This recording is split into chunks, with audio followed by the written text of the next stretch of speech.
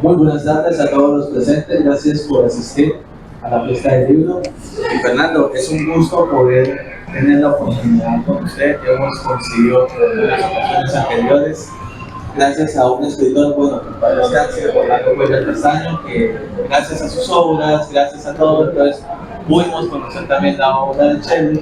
Así que, Fernando, bienvenido. Muchísimas gracias, un gusto reencontrarme contigo y bueno, y charlar del libro y hacer la presentación. Y bueno, estoy dispuesto a que, porque no sé muy bien cómo va a ir la presentación, qué preguntas me tienes ahí, entonces yo trataré de hablar del libro y de contestar tus preguntas. Bueno, claro que yo te comenté antes, si quieres te paso la pregunta antes, y me dice no, de una vez directo, el disparo, y qué bueno, porque el cantar de mí mismo es algo interesante que habla sobre el tema de la infancia, pero me gustaría saber qué recuerdos te evoca el patio de una casa en la infancia. Bien, bueno, voy a ir, el poemario Cantar de mí mismo es un texto que yo lo subtitulo Epopeya lírica, porque de alguna manera también es un texto épico. Es un cantar compuesto por cuatro cantares, y es una epopeya en el sentido de que existe un héroe épico que tiene un enfrentamiento, pero no ya tendríamos que pensar en un enfrentamiento bélico como la Ilíada, como la Odisea, como el Cantar del Cid, como la Chanson de Roland, no. Es un enfrentamiento con su existencia. En ese sentido, el poema está compuesto de cuatro cantares, cuatro poemas extensos. Son únicamente cuatro poemas extensos que componen toda la obra. Un primer poema titulado Génesis, que ahí es donde doy con ese origen épico del protagonista, ¿no? Ustedes saben, como todas las epopeyas, hay ahí una invocación, un reparar en un pasado legendario del héroe. Y después, tres cantares, uno que corresponde a la niñez, otro a la juventud y otro a la etapa adulta. Por supuesto que es una ficción y no necesariamente tenemos que vincular lo que le pasa a ese héroe épico lírico, si se quiere en este caso, con mi persona. De todas formas, yo lo que me di cuenta, ya te contesto la de los patios, simplemente quiero llegar ahí.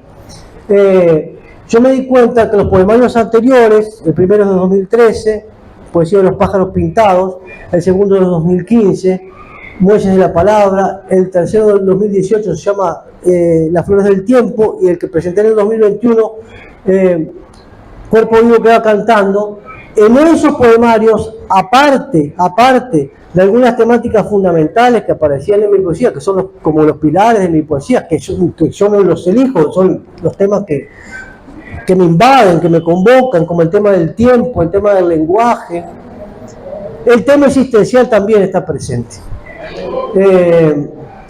Y en ese tema existencial hay algunos poemas que, si se quieren, podrían ser casi autobiográficos, ¿no? Porque no dejan de ser una ficción. En la narrativa es mucho más fácil hacer esa distinción, que es bastante moderna, entre la voz narrativa y el autor. Antes le parecía que, por ejemplo, uno lee las novelas de Víctor Hugo y piensa que el que está escribiendo ahí, la voz es la de Víctor Hugo, ¿no? Hoy hay que hacer hoy es mucho más fácil hacer una distinción entre la voz narrativa, la voz que yo elijo para contar la historia, y el verdadero autor, ¿no? Que eso es algo extraliterario. Bueno, la poesía parece que es mucho más difícil, porque como la poesía está escrita en primera persona, uno tiende a pensar que lo que se dice en el poema le pasó al poeta, y no necesariamente.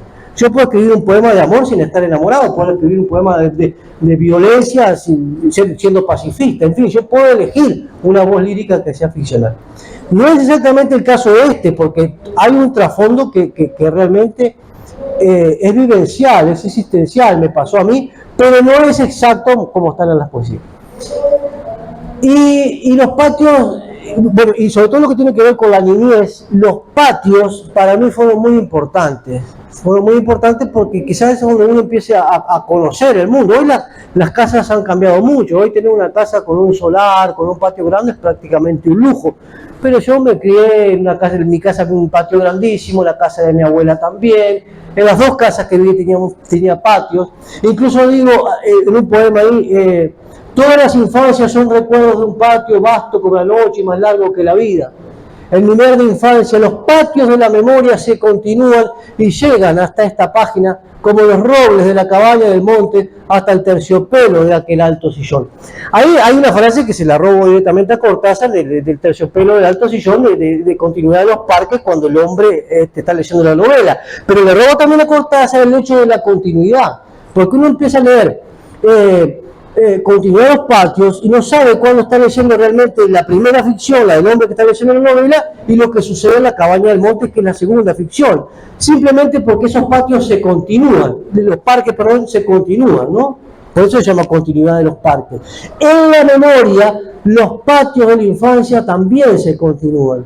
O sea, yo lo recuerdo, a veces no sé si estoy en el patio de mi abuela, en el patio mío, de mi casa, en el patio de un primo, en el patio de un amigo.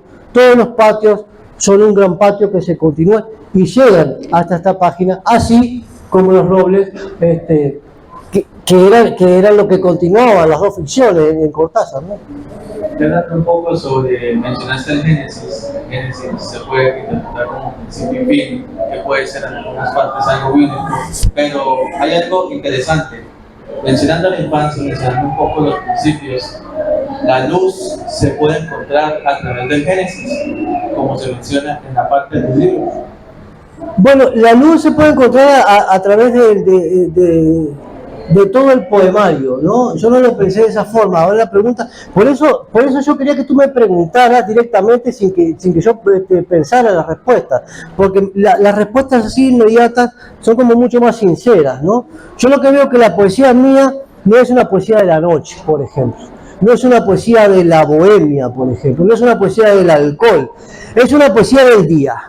Es una poesía... Y si me aprieto un poquito más, es una poesía de la tarde, ¿no? Quizá por la influencia machadiana que yo tengo, porque lo he estudiado mucho a Machado, y Machado amaba la tarde, sobre todo la tarde-noche, la tardecita, ¿no? Ese momento mágico, ¿no? Melancólico, donde quizá el cenit del día, lo principal del día ya pasó, y después lo que viene es la noche, la caída, ¿no? Entonces, es la etapa melancólica del día, el momento de la aurora. Y las poesías mías casi todas transcurren en la tarde como tal. Yo le puse Génesis al primer poema simplemente como un nacimiento, como un dar a luz, justamente, por eso se titula Génesis, y no implica ninguna de las etapas siguientes. Pero si a ustedes les parece, yo lo voy a leer a ese poema para que no quede esto como una teoría, y seguimos hablando.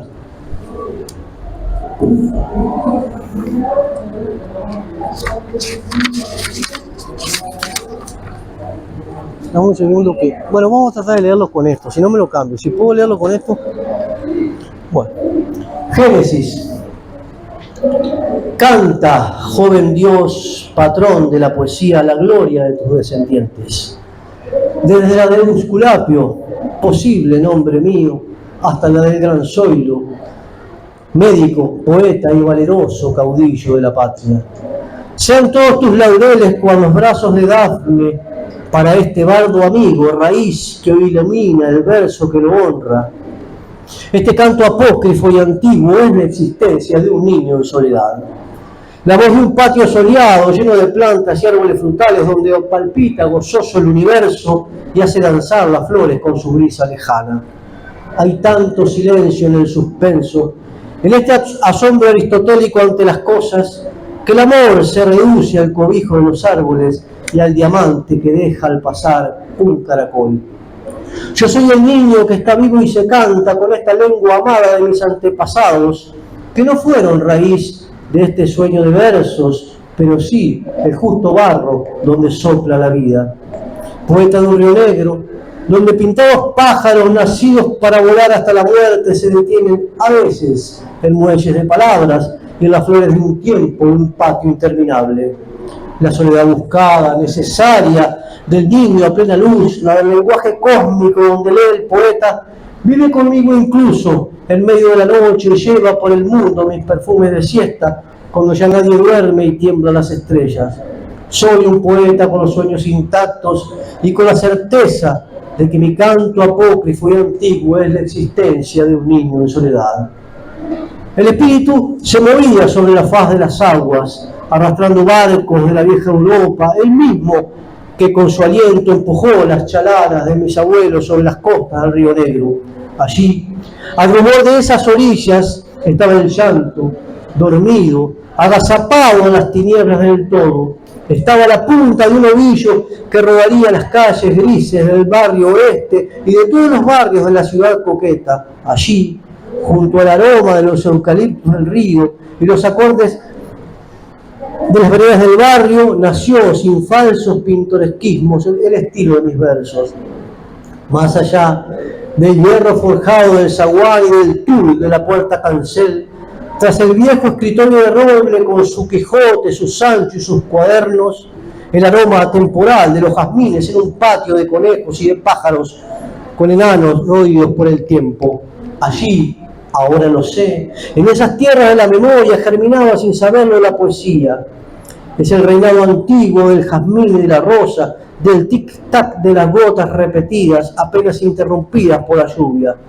Amada patria de canteros y de frutos, de roídos paredones del atardecer y de lunas en el agua temblorosas como las nerviosas cuerdas de una guitarra. Patio de la niñez, donde vive y crece la poesía en un jardín de tierra, de recuerdos y de olvido. Y afuera, más allá de la sala y del zaguán, las arterias de piedra de la Italia chica, brillantes como los peces, siempre desembocan en el río. Allí, entre verdes islas de chalanas mecidas a la orilla, nunca he sido profeta. Sin embargo, los altos pinos al final del pueblo, donde se hamaca la postrera sombra, sabrán un día de mis cansados huesos, como los eucaliptus hoy saben de mis versos y de su fragancia que no tiene fronteras. Nunca he podido irme de la piel que sujeta pecho, sueño y palabra de un poeta del sur.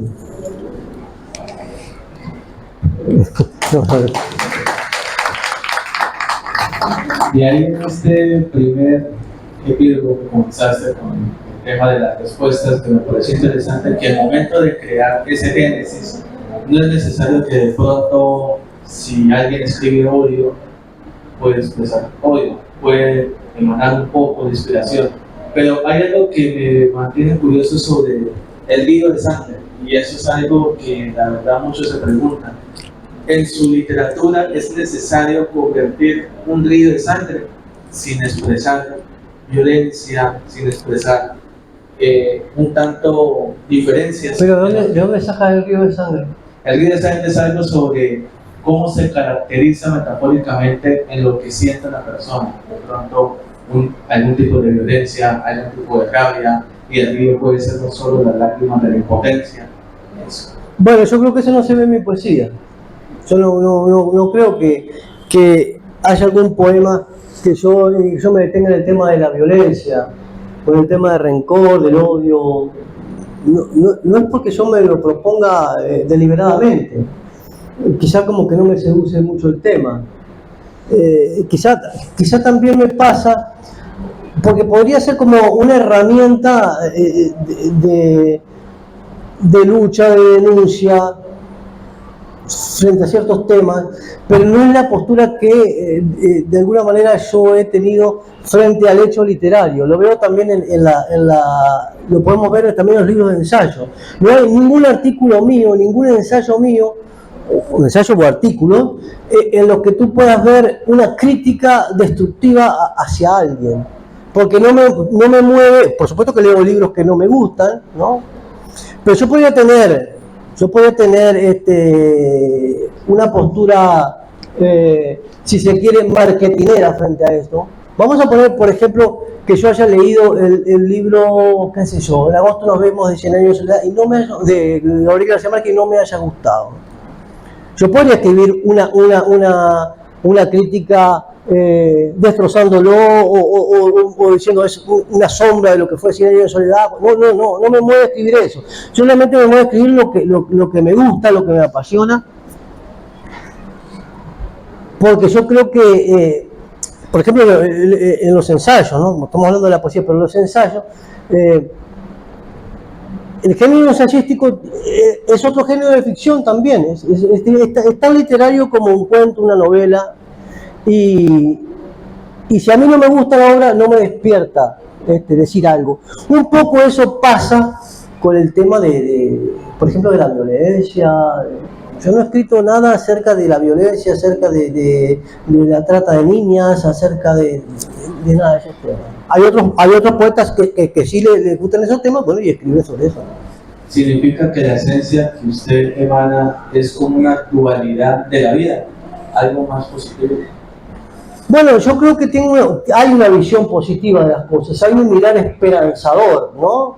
Incluso el poemario anterior, que se llama Cantar de mí mismo, no, perdón, se llama Cantar de mí mismo, el anterior se llama Cuerpo vivo que va cantando, tiene un poema que se titula Cantar de mí mismo, me estoy confundiendo. Cantar de mí mismo, este título es un poema de Walt Whitman, que es un texto completamente esperanzador, y si hay un poeta del día de la esperanza, seguramente es Walt Whitman, ¿no? En Hojas de Hierba. Ahí usted menciona, bueno, la infancia, y hay algo que en las palabras escritas menciona sobre la adultez. ¿Cómo usted define la adultez? No en usted, sino en lo que lo ha inspirado, complejo, reflexivo. A ver. Bueno, son etapas de la vida diferentes, ¿no? Y yo creo que los poemas son escritos desde la adultez, por más que transcurran en la infancia, o por más que transcurran en la juventud o en la actualidad. Lo que tiene que ver con la infancia, y ahí sí yo me pego bastante a lo de Machado, que ya lo nombré por segunda vez, porque a mí me gusta mucho Machado, es un concepto que él maneja en su narrativa y también en su poesía, es el concepto del pasado apócrifo. ¿Qué es el pasado apócrifo? Es un pasado que no existió. Y los recuerdos están llenos de mentiras. Si tú te juntas con tus hermanos, con tus primos, y van a recordar un cumpleaños que fueron cuando eran niños, seguramente todos tienen una visión diferente de ese cumpleaños. Porque los recuerdos son muy fragmentarios y a su vez son muy arbitrarios y son muy individuales. Entonces no quiere decir que lo que yo recuerdo de la niñez sea como yo lo recuerdo. Entonces, ya que no sé si es como yo lo recuerdo, me lo invento, y ese es el pasado apócrifo, el pasado falso. Entonces yo creo que desde la adultez uno puede recordar ciertas cosas y ficcionalizarlas, ¿no? En cierta parte, algunos autores o incluso los lectores se preguntan, bueno, este libro me parece interesante, esta epopeya, estas palabras escritas, que de pronto algunos autores pueden ser que no estén vivos, uno puede idealizarse y puede decir, bueno, el autor expresaba tanto, pero muy pocas personas tienen ese privilegio de conocer al autor en vida. Pongamos un ejemplo, Fernando Shelley, que usted menciona todo eso desde el campo, obviamente, desde un personaje, pero ahora del mismo autor, Fernando Shelley, como expresan las emociones del cantar de mí mismo, ¿cómo define todo este trabajo en Fernando Shelley? ¿Nostálgico, melancólico o esperanzador? Bueno, yo creo que puede tener elementos de las tres cosas, ¿no? Sí decirte que es lo que yo pude hacer, y que me dejó bastante conforme, porque ahí voy a citarte a otro poeta,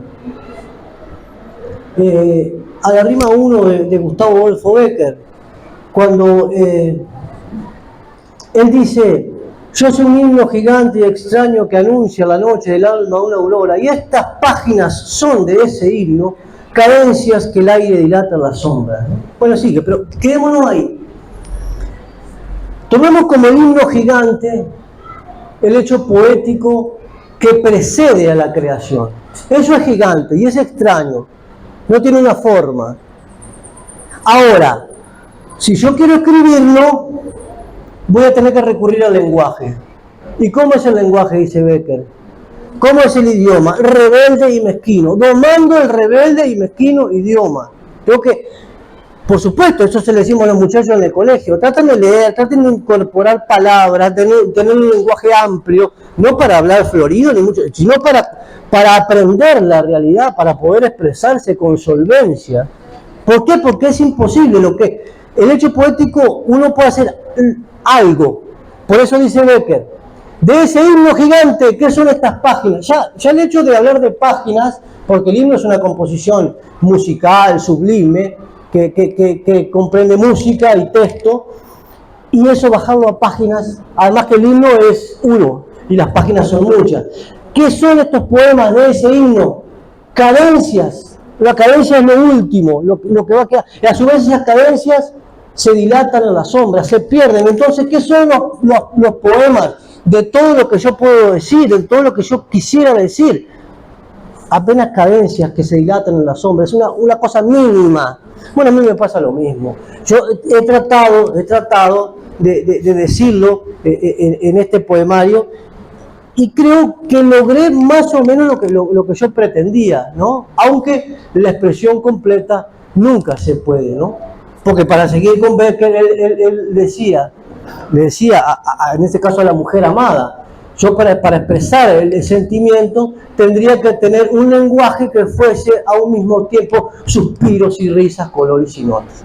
¿Por qué? Porque estamos acá sintiendo las aspas del ventilador, sintiendo el poco viento que hay, porque la verdad que hace bastante calor, y me siento mi voz, y veo cómo tú me miras, y si yo quiero expresar todo eso, lo tengo que expresar con el lenguaje, pero todas esas cosas son simultáneas, y el lenguaje es lineal. Entonces ya ahí hay una pérdida, Por eso Becker quería suspiros, risas, colores, notas, ¿no? Lo que trató de superar, perdón que me vaya en este tema, lo que trató de superar Borges en el Aleph, de contar la multiplicidad del universo, enumerando cosas caóticas, pero que nunca lo va a lograr porque el lenguaje es lineal, ya lo dijo Saussure, una palabra atrás de la otra, y es arbitrario también, ¿no? Y a su vez es una convención. Nosotros convenimos que esto se llama mesa, no se llama nevera, ¿no? Yo no le puedo decir nevera a eso porque no me vas a entender. Voy a dejar la botella arriba de la nevera, ¿no? Se llama mesa y punto, no coma. Y tengo que decir, voy a dejar la botella arriba de la nevera. Tengo que seguir ese orden gramatical. Bueno, ya me estoy yendo de tema, ojo. No, de hecho, algunos pueden interpretarla porque si dicen, referente a los octetos, que uno analice la mente del pueblo porque dice, bueno, esto es una mesa, pero hay algunas neveras en forma de mesa. Entonces, y después que yo dije lo pensé bastante porque no se diferencia mucho de una nevera, ¿no? Solo falta la puerta y agarrar esa whisky o la cerveza. Leo otro, ¿te parece? ¿Cómo estamos de tiempo? ¿Estamos bien? ¿Estamos bien? Sí. Estamos bien porque faltó el otro panelista, ¿no? Entonces vamos a aprovechar. El segundo es el que se centra en la niñez. El primero, ese era el preámbulo de Génesis. Este se llama De aquella luz. Y empieza con ese poema que cité hoy al principio. Todas las infancias son recuerdos de un patio vasto como la noche y más largo que la vida. Mire, por supuesto las influencias están todas. Esto vasto como la noche, esto es Baudelaire, esto es la naturaleza es un templo donde vivos pilares dejan salir a veces sus confusas palabras. Por allí pasa el hombre entre bosques de símbolos que lo observan atentos con familiar mirada. Como muy largos secos de lejos, me lo empecé a recitar y el poema vasto como el verso vasto como la noche está muy lejos. ¿Verdad? Por allí pasa el hombre entre bosques de símbolos que lo observan atentos con familiar mirada. Bueno, no me acuerdo dónde está. Vamos a empezar de vuelta para no quedar mal con el público. La naturaleza es un templo donde vivos pilares dejan salir a veces sus confusas palabras. Por allí pasa el hombre entre bosques de símbolos que lo observan atentos con familiar mirada. Como muy largos ecos de lejos confundidos en una tenebrosa y profunda unidad, basta como la noche, como la claridad, perfumes y colores y soles se responden. Miren esto, que no está, esto es lo que es bueno de las preguntas, así esto no está pensado, pero esto es basta como la noche, me lleva a que voy a leer, si se quiere, que el precursor, el padre, si se quiere, del simbolismo, un poco logra, con esto de la sinestesia, de decir, hay perfumes tan frescos como carnes de niños, dulces como el oboe, verdes como pradera, eso que quería Becker. Por supuesto que se enteraron y se comunicaron uno con el otro, pero ¿cómo decir? ¿Cómo perfumes verdes? ¿No? ¿Cómo sonidos dulces? ¿Cómo? O sea, hay perfumes tan frescos, dulces como el oboe, que si vamos al caso será dulce el sonido, pero el sonido no es dulce, lo que es dulce es el gusto. O sea, se le da a un sonido el valor de gusto, ¿no? Entonces en esa sinestesia yo creo que logra esa quintesencia de los sentidos que quería Becker, palabras, sonidos, colores y notas. Pero por favor, voy a empezar de vuelta este poema porque si no queda muy desordenado. De aquella luz. Todas las infancias son recuerdos de un patio vasto como la noche y más largo que la vida, donde los patios de la memoria se continúan como los robles de la cabaña del monte hasta el terciopelo de aquel alto sillón. Son largas extensiones de flores y conejos con horizontes de perros y sombras que picotean la tierra hasta perderse en un pino inclinado donde viven los pájaros. Son un gran patio de enredaderas con enanos de jardín, con naranjos que al evocarlos adquieren color y movimiento.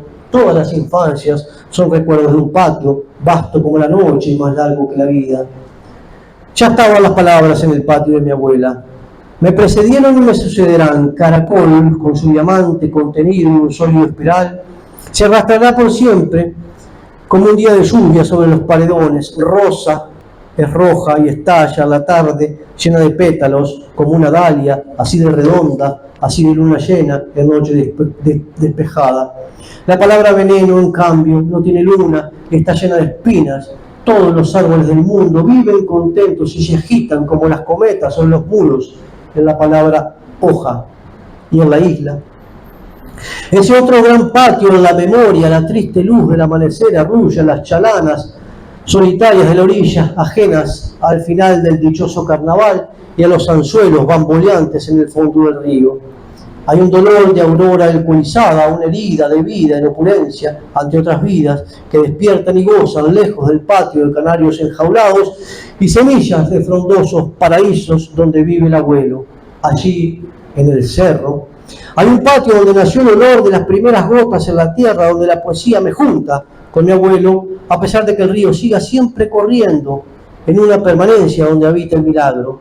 ¿Cuántas veces me vi en un vidrio polvoriento sin descubrir allí lo que sería? Ni siquiera lo supe en esa escuela, o lo intuí bajo los toldos del patio de los sordos, donde se escapó el verano en una bandada de murciélagos.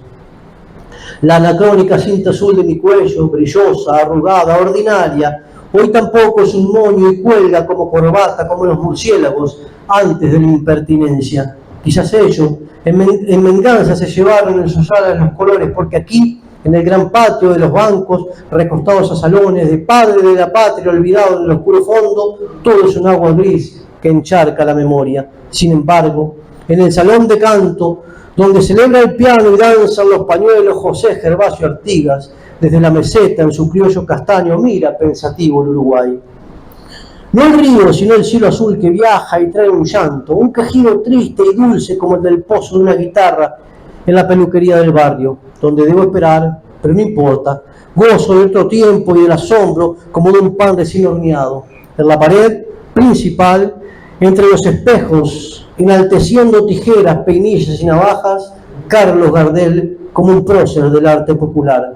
Sonríe y está bien afeitado, lo imagino, en la silla giratoria, la capa al cuello y pies en el metal. Tomó la brocha entonces y bato la Dr. Selby, mientras el troesma espera la fresca caricia de la espuma.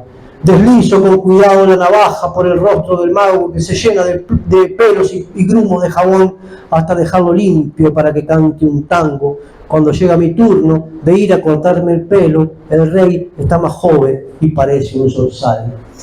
Como ustedes podrán haber visto, son como fragmentos, como chispazos, como flashes de la memoria de mi niñez. Ahí está el patio de mi abuela, ahí está el recuerdo de mi abuelo, ahí está la figura de Carlos Gardel en la peluquería, y lo último, ¿no?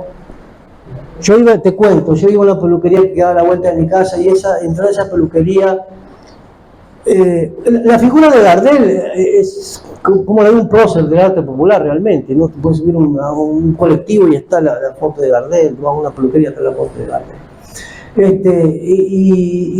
Y este tipo, el peluquero, bueno, era gardeliano y bueno, le gustaba el tango y entrar a esa peluquería era como un viaje en el tiempo realmente, ¿no? Porque se mantenía con la estética de otra época.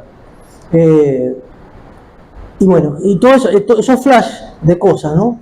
Todo ese como un collage de recuerdos son los que aparecen en el poema. Yo trato de surcirlos para que tengan una unidad y no aparezcan simplemente como cosas pegadas así inconexas una con la otra, ¿no?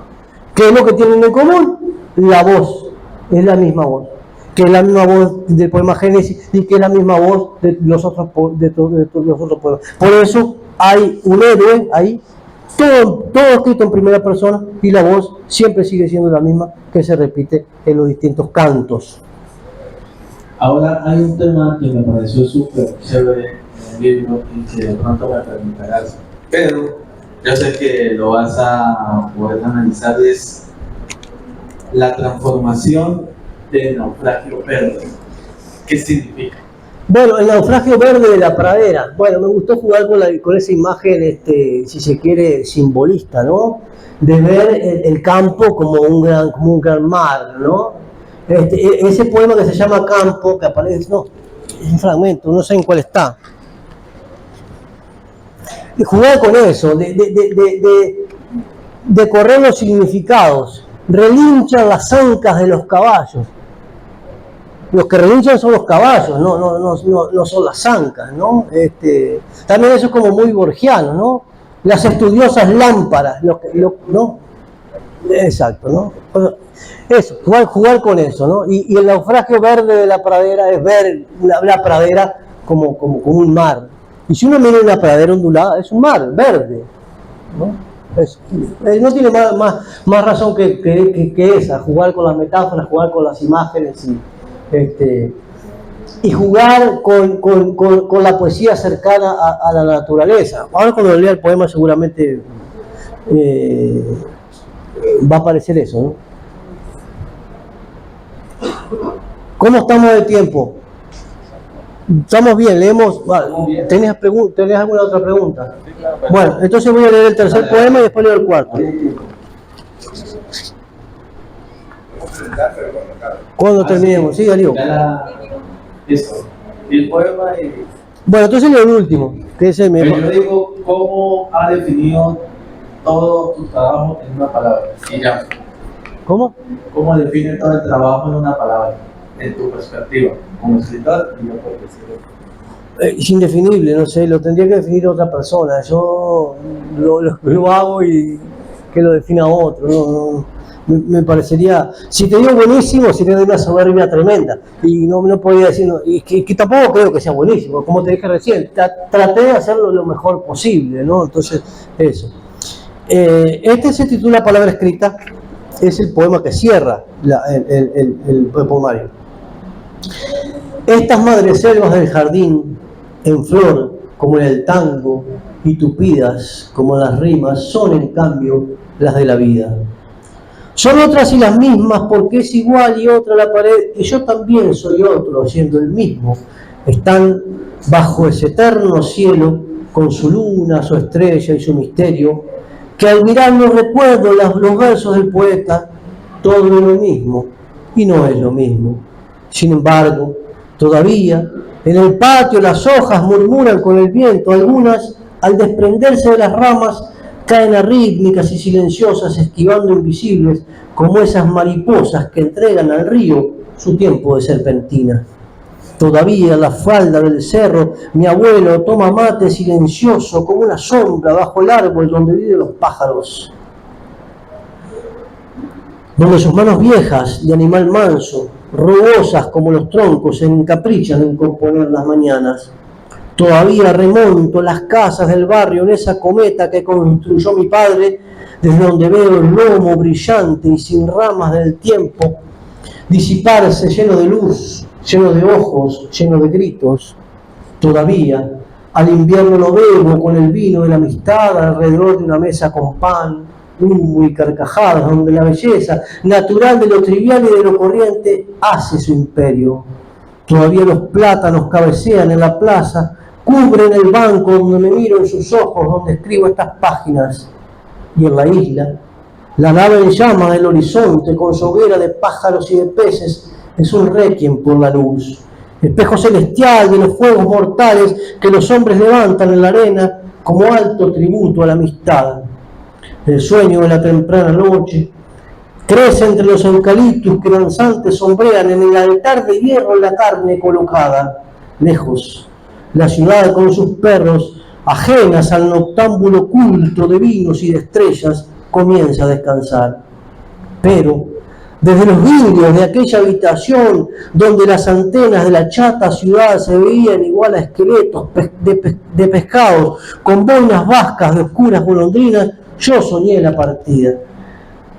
Había algo de fuga en ese sueño, un intento de escape, de búsqueda, de buscar el exilio, el desexilio en el exilio, de ser, en definitiva, como los pájaros. Desaparecer de pronto de los ruidos del barrio, del banco de la plaza y del color de la feria, huir, aunque sin rumbo conocido, lejos de las farmacias, las tiendas, los almacenes y hasta de los liceos que me vieron pasar. Nunca, en cambio, me he ido del naufragio verde y primitivo de la pradera, donde silvestre galopa la poesía, donde el árbol canta su copla enramada y hay en el aire un perfume de pájaros que trova las mañanas. Porque en el silencio verde y remoto de los campos brillantes como un río relincha las ancas de los caballos y todo es hondo, solo y profundo como la boca antigua de una guitarra. Tampoco miré nunca de la tarde con su imperio de luz y de silencio en el eterno patio de la infancia, de los cipreses danzantes de ese vecino que era sordo y pintaba, del palo de borracho de mi abuela, de todos los paraísos del cerro y hasta de los sauces que lloran a la orilla del río. No miré del pino inclinado donde viven los pájaros, el de las sombras y los picos, del naranjo que ha visto pasar el caracol con su diamante y su espiral, del limonero melancólico y hasta de la higuera que da a la vieja escuela. La tarde con su imperio de luz y de silencio, bajo el reinado albo del fragante jazmín y de la rosa roja de todos los poetas, están en mi poesía. El estallido de pétalos que supone la dalia, los canteros del fondo, las hojas en el suelo de los otoños y la nobleza de todos los perros que me han visto pasar. La tarde con su imperio de luz y de silencio, las bibliotecas, los escritores queridos y admirados y hasta los altos hombres que se me precedieron viven en estos versos. Ahora sí me pueden preguntar algo si quieren, porque ya, ¿no? ¿Cuánto falta? Creo que una o dos preguntas está bien. Darío. El poeta. A ver si te escuchamos, Darío, si te escuchamos. No, sí, dale. Falta. Ah, bueno. Primero felicitarte. Dale.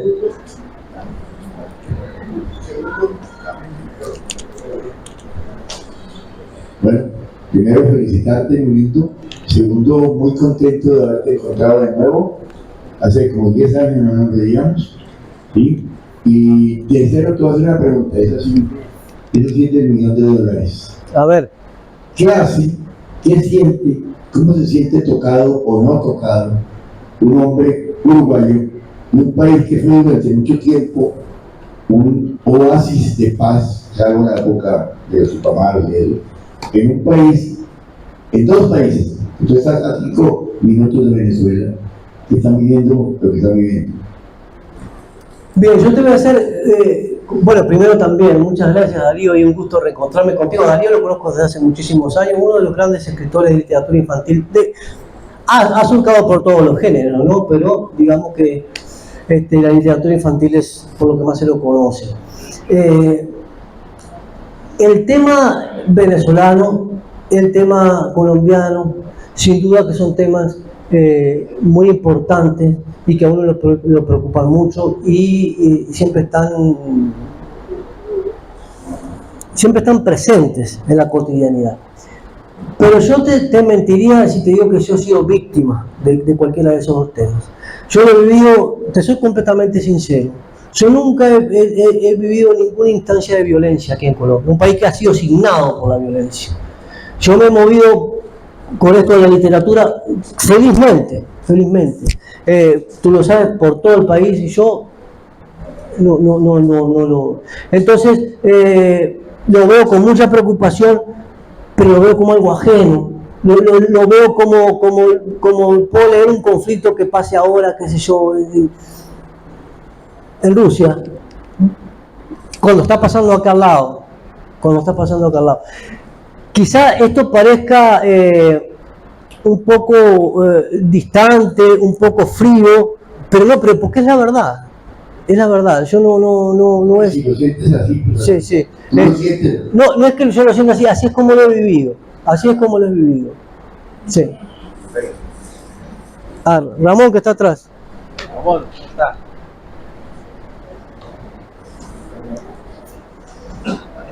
Fernando, quisiera que nos hablara un poco acerca de la composición del poema, cómo se va elaborando poco a poco todo ese inventario de recuerdos, ¿no? Para condensarlo en un poema, si son instantes fugaces de los que usted toma nota, si es un ejercicio de vocación voluntario, ¿cómo surge eso? Bueno, ayer un poco hablaba de eso en una presentación aquí mismo. Yo escribo también ensayos, cuentos y eso, y hablábamos un poco, tema que hemos hablado con muchos amigos en distintas oportunidades,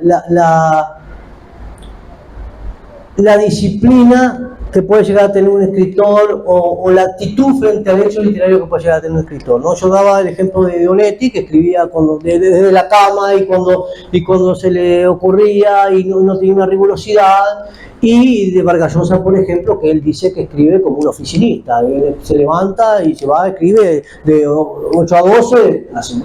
Y que incluso esa anécdota se la contó a Onetti, y Onetti dijo, qué espanto, escribir. Y también, García Márquez también dice que se ponía el overol.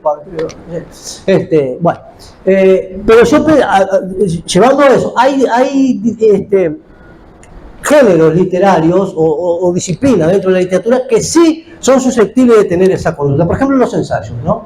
Si uno va a escribir un ensayo, como los que yo he escrito sobre García Lorca, o sobre Machado, o sobre la poesía fantástica, o el cuento fantástico, bueno, eso implica un estudio, una rigurosidad. Y bueno, y eso sí, quizás podemos escribir de 8 a 12. Yo no soy así, pero es factible de que pueda ser así. Ahora la poesía no, yo no puedo escribir, me voy a sentar a las 8 de la mañana a escribir una poesía. No, eso no pasa así. La poesía pasa como por chispazos y surge y uno la escribe. Este libro nuevo está como a medio camino entre los dos ejemplos, ¿no? Porque los chispazos esos ya fueron dados en los libros anteriores. Este libro nuevo fue tejer como un enjambre de lo que ya estaba en los libros anteriores. Así que sí, ya tiene un trabajo más intelectual, más disciplinado que el otro, ¿no? Yo igualmente no comulgo mucho con esa idea romántica de la poesía inmediatamente después que le pasan a uno las cosas, o de la poesía como una catarsis. Bueno, no soy mucho de eso, ¿no? Pero sí convengo que la poesía no es de imponerse, como se pueden imponer otros textos, ¿no? Pero eso te digo, este texto, como ya te digo, tiene un montón de cosas nuevas, un montón de versos nuevos, una hechura nueva, pero de cosas ya hechas, de cosas ya existentes. Entonces lo que fue fue como un trabajo de selección y de ver cómo tejíamos eso sin que se le notara las costuras, porque si no, eso pasa. Uno nota cuando escribe un cuento, ¿no? Si uno escribe un cuento, lo puede escribir, ahí están los disparates que decía, por ejemplo, que decía Bioy Casares, que estaba 8 años escribiendo un cuento. No lo escriba, si va a estar 8 años escribiendo un cuento. Pero lo que yo sí digo, que si no lo puedes escribir de una sentada, que trates de no demorar mucho en terminarlo, porque si no se notan las costuras. Se notan que ya no es lo mismo con lo que venía, la misma inspiración. Entonces, justamente, este poemario es algo así. Es como un tejido de cosas ya existentes con cosas nuevas, y que a su vez le da una forma a todo lo que estaba disperso de los otros poemas, porque los otros poemas, si bien en Las Flores del Tiempo el tema fundamental es el tiempo, en poesía de los pájaros pintados, no me acuerdo cómo se llama el segundo poemario, Muelle de la Palabra, tiene que ver con el tema del viaje, cuando yo me vine acá, cuando me establecí acá y todas esas cosas. Los poemarios tienen una diversidad temática, pero en esa diversidad temática, que estaba el tema del tiempo, el tema del lenguaje, el tema del viaje, el tema existencial, bueno, yo tomo y recopilo y veo qué es lo que me sirve. O sea, cantar, esta epopeya lírica, de alguna manera ya estaba escrita en los otros poemarios. El trabajo mío fue rescatarla, verla, descubrirla. Ya estaba, pero estaba como de forma camuflada, como de forma velada. El señor, hay dos, el de que está con el sombrerito, primero acá adelante. Como 3 minutos, igual. Ah, no, yo pensé que Edwin.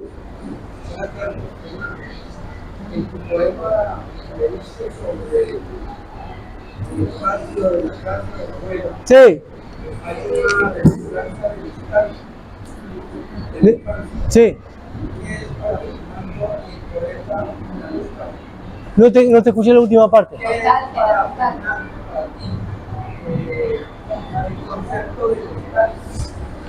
Bueno, la nostalgia, mira tú.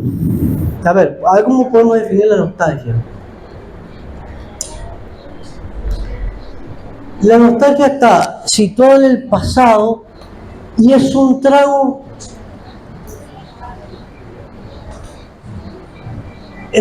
gustoso, que uno lo disfruta, que uno siente cierto placer, pero que no deja de tener cierto amargor también, ¿no? Eso es la nostalgia, una cosa así.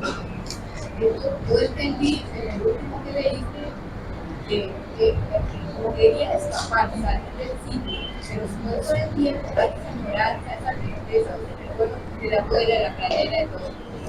Sí, hay lugares, hay cosas contradictorias, ¿no? Hay cosas contradictorias también. Que tiene que ver con mi propio país, que hay cosas que a mí no me gustan de mi país, pero yo no puedo dejar de ser lo que soy, ¿entiendes?